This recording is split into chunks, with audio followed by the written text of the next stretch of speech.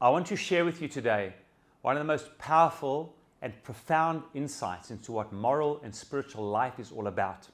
One that was articulated by one of the great quantum physicists of all time, Niels Bohr, that I believe is so necessary today.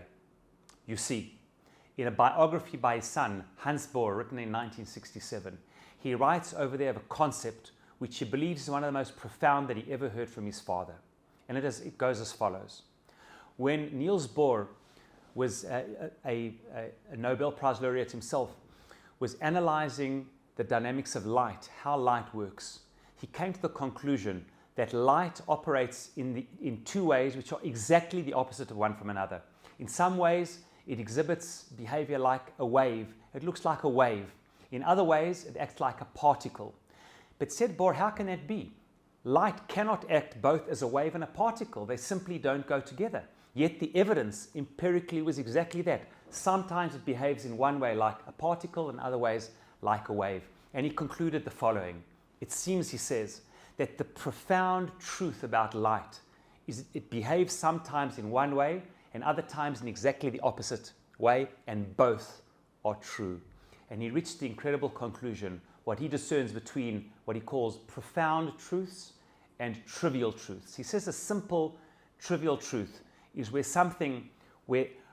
one thing and the exact opposite cannot both be true. 1 + 1 can only equal 2. It cannot equal anything else, and any other answer is absurd. In simple truths, the opposite of the truth is absolutely false. But says Bohr, like he sees from light, there are many areas in life where a true statement and the exact opposite are equally true.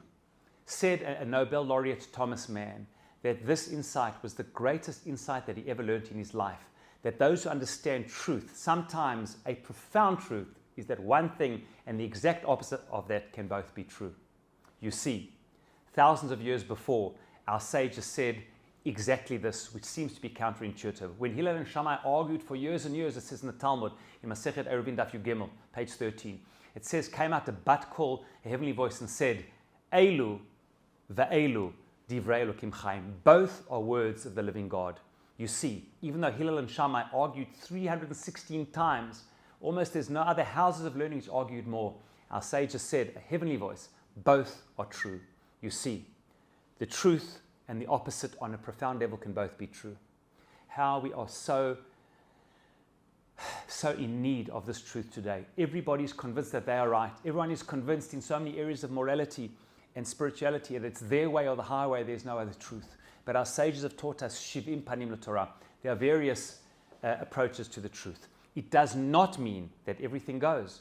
It doesn't mean that everything is true. No, not everything is subjective. Not everything is morally subjective. Certain things are true and certain are false. But it is equally true that there is not one absolute truth. Of course, the Torah is absolute truth. But when it comes down into the world, it gets interpreted in different ways, which can be equally true. 70 facets of the Torah. Elu va'elu divrei Elokim chayim. Oh, how necessary this is today.